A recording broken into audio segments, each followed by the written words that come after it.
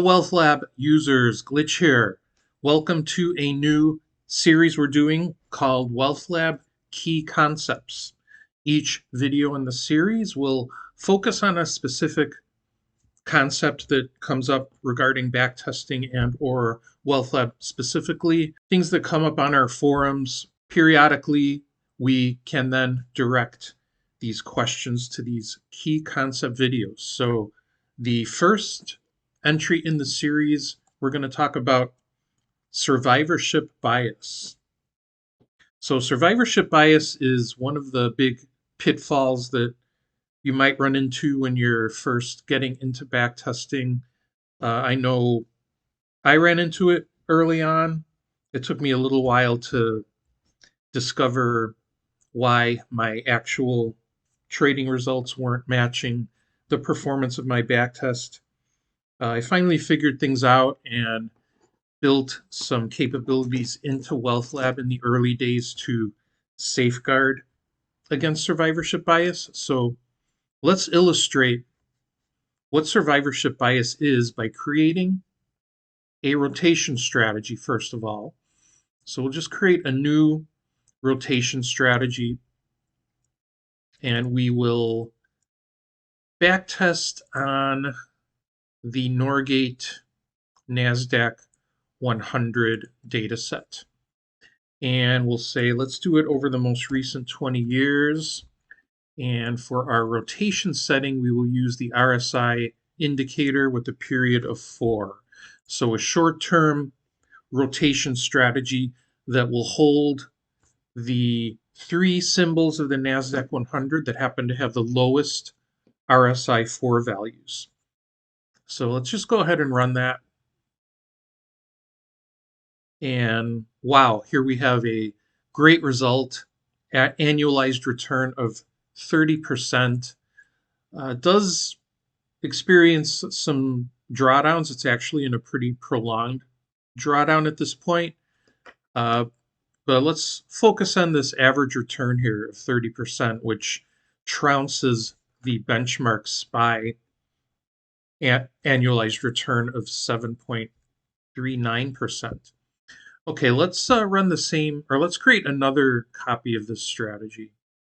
So let's create another new rotation strategy using RSI 4.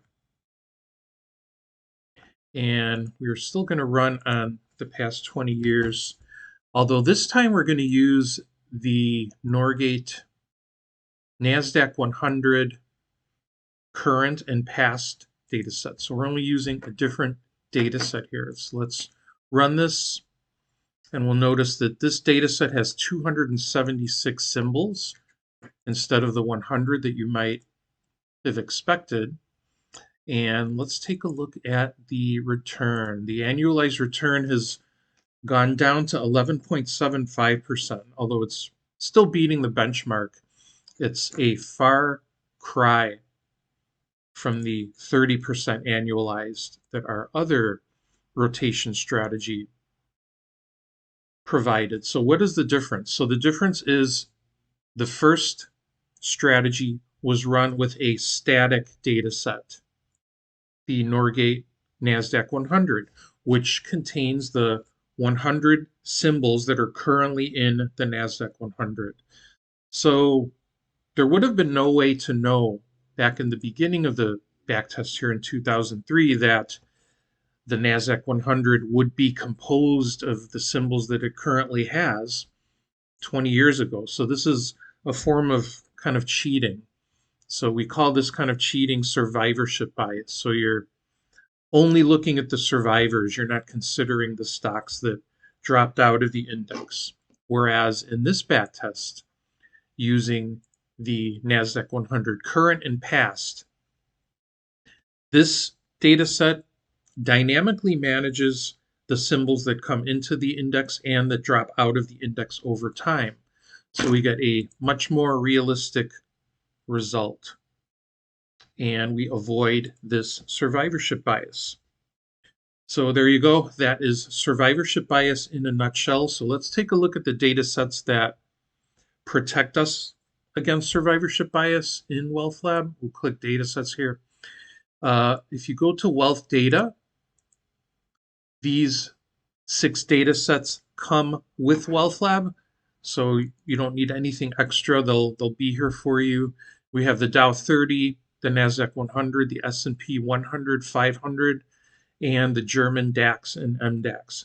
These data sets are dynamic, and they will bring in symbols and take out symbols to avoid survivorship bias. So that comes with WealthLab. If you have a subscription to Norgate Data and you're using our Norgate Data extension, then you'll also have access to all of these data sets under this Norgate Data current and past folder. So there's quite a bit here. There's the Russell indices. There's a bunch of Nasdaq, S&P data sets. So quite a bit more, and even some Australian indices. So much more data sets there in terms of survivorship bias protection in the Norgate extension.